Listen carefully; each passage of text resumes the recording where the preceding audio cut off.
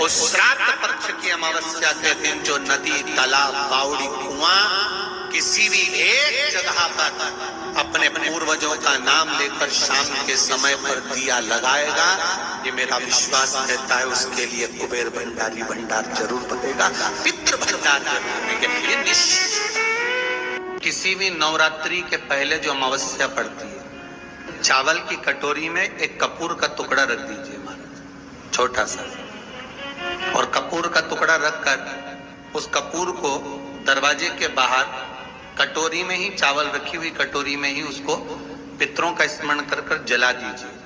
और जलाने के बाद उस चावल को कहीं भी किसी भी वृक्ष की छांव में पक्षियों के लिए डाल दीजिए। शिव महापुराण की कथा कहती है, अगर मान लो पितृ आपको कष्ट दे रहे हैं, पितृ आपको तकलीफ दे रहे हैं, कोई काम नहीं होने दे रहे हैं, या कहीं आपको ऐसा लगता है कि पितरों का दोष है, तो वो पितृ दोष देवी, अब ये जो आप करेंगे ये कब कर रहे हैं? अमावस्या के दिन आप उसको रख रहे हैं। अमावस्या के दिन उसको रखकर रात भर आपने रखा कपूर के साथ में, सुबह एकम पड़ गई, नवरात्रि लग गई, उसी दिन उसको जला, कुछ तकलीफें लग रही है तो एक पीपल का पत्ता ले लो, उसके ऊपर एक कपूर का टुकड़ा ले लो, सारे घर में घुमाकर उसको दरवाजे के बीच मध्य में जलाकर रख दीजिए। थोड़ी सी देर जला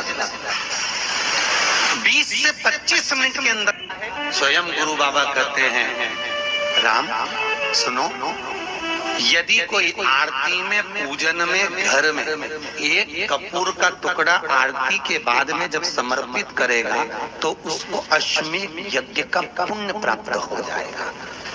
अश्वमेध यज्ञ के पुण्य को पाने के लिए कपूर का टुकड़ा आज भी आरती में जलाया जाएगा, आज भी। एक कपूर का टुकड़ा सुख का, इसीलिए हमारे यहाँ शास्त्र कहता है महाराज, जब आपको घर में अगर ऐसा लगने लगे कि 15 दिन से बहुत बेचैनी है, बहुत दुख तकलीफ लग रही है, कोई ना कोई बीमार पड़ रहा है, कुछ ना कुछ तकलीफें लग रही है, तो एक पीपल का पत्ता ले लो, उसके ऊपर एक कपूर का टुकड़ा ले लो, सारे घर में घुमाकर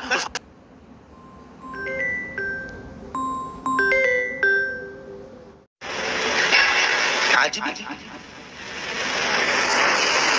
एक कपूर का टुकड़ा सुख का, इसीलिए हमारे यहाँ शास्त्र कहता है महाराज, जब आपको घर में अगर ऐसा लगने लगे कि 15 दिन से बहुत बेचैनी है, बहुत दुख तकलीफ लग रही है, कोई ना कोई बीमार पड़ रहा है, कुछ ना कुछ तकलीफें लग रही है, तो एक पीपल का पत्ता ले लो, उसके ऊपर एक कपूर का टुकड़ा ले लो, सारे घर में घुमाकर उसको दरवाजे के बीच मध्य में जलाकर रख दीजिए। थोड़ी सी देर जला 20 से 25 मिनट के अंदर मकान में एनर्जी वापस आ जाएगी, उस भवन में एनर्जी वापस प्राप्त हो जाएगी। अमावस्या के दिन आपको लगता है कि हमारे पूर्वजों का उद्धार नहीं हुआ, हमारे पूर्वजों का कल्याण नहीं हुआ, कहीं अधोगति में कोई चला गया है, उसका बस एक बार, रोज नहीं जरूरत है, प्रतिदिन जरूरत ही नहीं, महीने में एक बार अगर अमावस्या के दिन भी आपने चंदन के थोड़ा सा चंदन अगर मेरे देवाधिदेव महादेव को 7 स्थान पर समर्पित किया है। अशुभ यहाँ पर वर्णन कर रही है मैना, धन्य और कला की कथा कर रही है। तीनों ने सनकादि ऋषियों से मांगा। चंदन भगवान को अति प्रिय होता है और चंदन ही एक ऐसा होता है जो पितरों को भी प्रिय होता है, जिसका स्पर्श मात्र लगने से पूर्वजों का कल्याण हो जाता है, वो चंदन है। 7 स्थान शिवलिंग के बताए हैं जहां पर धूल से भी अगर कोई चंदन की उंगलियां लगा देता है। 7 स्थान ऐसे हैं जहां चंदन की मात्र उंगलियां लगा देने से ही शिव पितृलोक के पितरों को मुक्ति प्रदान करके वैकुंठ लोक का निवास देते। और वो 7 स्थान जो चंदन के बताए गए, पहला भगवान देवाधिदेव महादेव के शिवलिंग पर चंदन का लेपन, समझ लेना जरा बहुत अच्छे से। आपको लगता है स्वप्न में कोई मुर्दे दिख रहे हैं, या कोई जल रहा है, या कोई मर रहा है, या कोई चला गया है, ऐसा भय लगता है। बच्चों को मानी भेजूंगी ऐसा हो जाएगा, पति को मानी भेजूंगी ऐसा हो जाएगा, कोई हमारे कोई गलत तो नहीं कर रहा है। आपको लगता है 7 स्थान चंदन के बताएं महाराज। पहला शिवलिंग,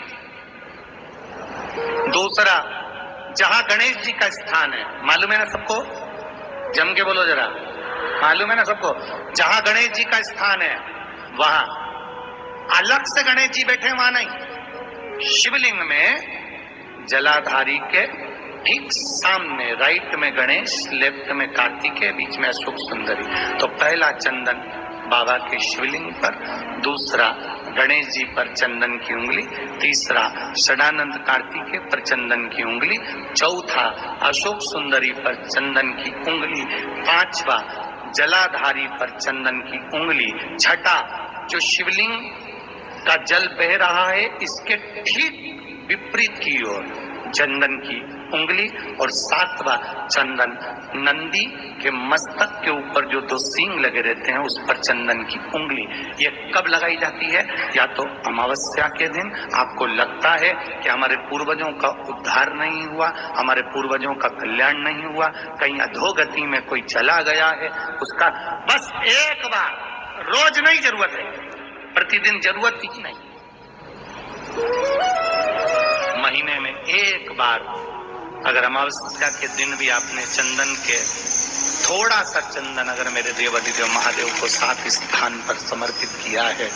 अशुभ यहाँ पर वर्णन कर रही है मैना, धन्य और कला की कथा कर रही है। तीनों ने सनकादि ऋषियों से मांगा। चंदन भगवान को अति प्रिय होता है और चंदन ही एक ऐसा होता है जो पितरों को भी प्रिय होता है, जिसका स्पर्श मात्र लगने से पूर्वजों का कल्याण हो जाता है, वो चंदन है। आपके घर में पितृदोष है, आपको ऐसा महसूस होता है,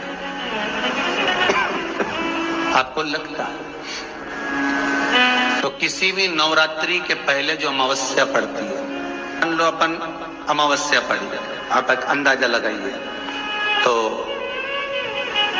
जिस दिन अमावस्या रहे उस दिन चावल की कटोरी में एक कपूर का टुकड़ा रख दीजिए महाराज, छोटा सा, और कपूर का टुकड़ा रखकर उस कपूर को दरवाजे के बाहर कटोरी में ही, चावल रखी हुई कटोरी में ही उसको पितरों का स्मरण कर कर जला दीजिए। और जलाने के बाद उस चावल को कहीं भी किसी भी वृक्ष की छांव में पक्षियों के लिए डाल दीजिए। शिव महापुराण की कथा कहती है, अगर मान लो पितृ आपको कष्ट दे रहे हैं, पितृ आपको तकलीफ दे रहे हैं, कोई काम नहीं होने दे रहे हैं, या कहीं आपको ऐसा लगता है कि पितरों का दोष है, तो वो पितृदोष देवी, अब ये जो आप करेंगे ये कब कर रहे हैं? अमावस्या के दिन आप उसको रख रहे हैं। अमावस्या के दिन उसको रखकर रात भर आपने रखा कपूर के साथ में, सुबह एकम पड़ गई, नवरात्रि लग गई, उसी दिन उसको जलाकर आपने पटक दिया। अर्थात उससे देवी और पितृ इन दोनों का आशीर्वाद जो प्राप्त होता है, तो घर में से पितृदोष समाप्त होकर लक्ष्मी की वृद्धि प्रारंभ हो जाती है, कार्य में सिद्धता आ जाती है। मान लो अगर पितृदोष है तो करो, नहीं है बड़े अलमस्ती से रहो, तो ये पितृदोष का स्मरण है। तो यहाँ शास्त्र कह रहा है कि पितरों का जो लोक होता है, पितर जो लोक होता है, उस पितृलोक में 64 योगिनियां प्रवेश नहीं करती। शिव महापुराण कर रही है, शंकर की कथा कर रही है। अमावस्या के दिन प्रदोष काल में, प्रदोष के समय पर, प्रदोष काल में शाम के समय पर जाकर किसी भी नदी, तालाब, बावड़ी, कुआं, कहीं ना कहीं जो आपके पास में हो, वहां पर एक घी का दिया, बत्ती का मुंह दक्षिण की ओर कर अवश्य जला कर जाना, सारे पितृदोष समाप्त हो जाएगा। अगर नदी, तालाब, बावड़ी, कुआं नहीं है तो पीपल का वृक्ष हो या बेलपत्री का वृक्ष हो या बट का वृक्ष हो, उसके नीचे लगा दो प्रदोष काल में। पर अमावस्या के दिन लगाएं जरूर। क्यों? क्योंकि अमावस्या 16 दिन तक पितृ मृत्यु लोक में आने के बाद में भोजन ग्रहण करते हैं। अमावस्या के दिन पितृ शाम के समय प्रदोष काल में शंकर भगवान का नाम जाप कर कर नदी, तालाब, बावड़ी पर पानी पीने जाते हैं। वहां से जल का आचमन कर कर पितृ अपने लोक को चले जाते हैं प्रदोष काल के समय पर। इसलिए प्रदोष काल में जलाशय के पास में, बावड़ी, कुआं, नदी, तालाब के किनारे पर दिया लगाया जाता है दक्षिण की ओर मुख कर कर बत्ती का, तो पितृ आशीर्वाद देते हुए जाते हैं कि फलो फूलो, आगे बढ़ो, उन्नति करो, तरक्की करो। ये पितरों का आशीर्वाद रहता है, पितरों का वर रहता है। आप देंगे, कुछ करा ना करा, फिर अमावस्या के दिन उस दिन दिया दक्षिण की ओर बाती का मुख कर। इनके यहाँ पितृदोष होता है, काल सर्प दोष होता है, वास्तु दोष होता है, उनको ज्यादा कुछ नहीं करना होना। महाराज एक बेल का फल लीजिए, फल बेलपत्री का जो फल होता है उसको ले लो, उसके अंदर का जो गुर्दा होता है, अंदर का जो भाग होता है उसको निकाल दीजिए और उस बेल के फल में आटा सेक कर उसमें शक्कर मिलाकर उसको उसके अंदर भर लीजिए। अमावस्या के दिन सुबह 10 बजे से पहले उस बेल फल में जिसमें तुमने पंजेरी भरी है, आटा सेक कर भरा है शक्कर के साथ में, उसको अपने घर में घुमाने के बाद में जिसको काल सर्प दोष बताया है, पितृदोष बताया है या वास्तु दोष का स्मरण बताया है, घर में सब दूर घुमाकर अपने परिवार का हाथ का स्पर्श कराकर पीपल के पेड़ के नीचे तक खड्डा खोदकर उस बेलपत्र के उस फल को दाब दीजिए। उस फल को उसमें दबाइए। केवल एक अमावस्या करना रहता है, पितरों के दोष से मुक्ति मिलती है और हमारे घर के कार्य सफल होना प्रारंभ हो जाते हैं। कार्य की सफलता होती है, कार्य में सफलता प्राप्त होने